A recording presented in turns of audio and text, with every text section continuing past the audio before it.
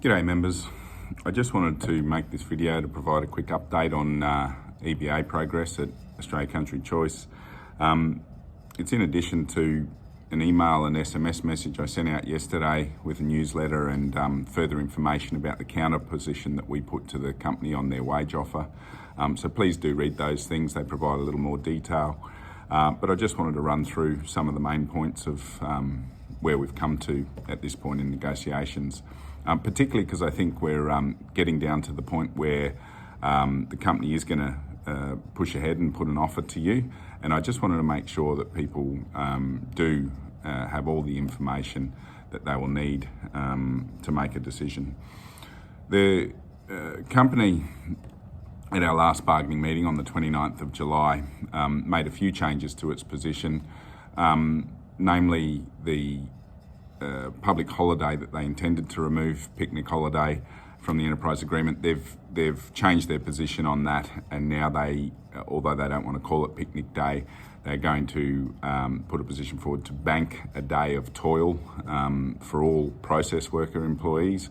That is that the provision they intend to apply not to everyone in the EBA, the new roles that they intend to come in, amenities, yards, warehouse employees, they don't intend this provision to apply to them. But basically it amounts to, for existing employees covered by the Slaughter and Bone agreement, a continuation of the public holiday pay, albeit it won't be called picnic day anymore.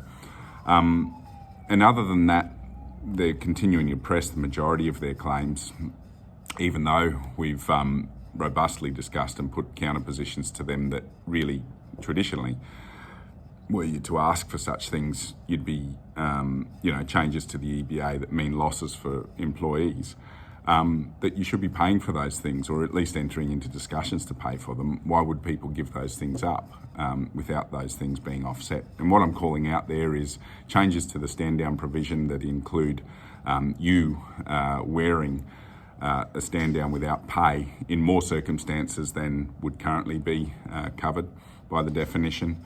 The move to daily hire provisions for new employees without the payment of an additional loading, which is traditionally 10%. The 10 extra Saturdays on a reduced overtime rate of time and a half for the first 5 hours, guaranteed days. The fact that they're not willing to continue to have enforceable agreement on the manning of the room. That is, we say that the consultative committee should be responsible for establishing the relevant teams, and that beyond a standard manning or agreed mannings that are already in place, that the consultation with the consultative committee but further agreement should be required. The company intends to continue to consult on such changes, but without a requirement for agreement. That's all they have to do. They only have to tell you what they intend to do, what changes they intend to make, and whether you agree or not, they implement them. And that's the experience I know that people feel they're suffering under now, and we want to change that. So that's why we are pushing ahead with our claim for the consultative committee provision to include agreement, and we think that's a fundamental claim that you should be considering.